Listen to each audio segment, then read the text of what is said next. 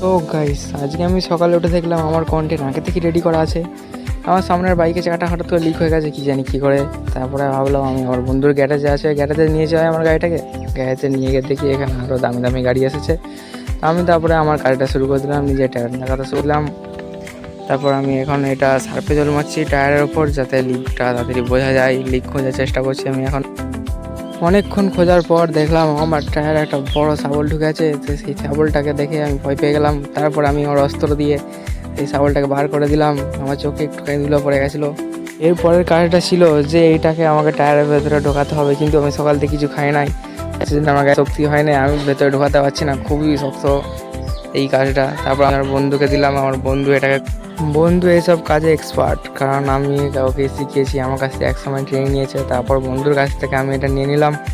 নিয়ে এটাকে আমি বললাম আমি এটা ঢুকেছি, পুরো ক্রেডিটটা আমি নিয়ে নিলাম। আমি এখন গাড়ি চালাতে থাকি, তোমার সাথে দেখা হচ্ছে নেক্সট ভিডিওয়।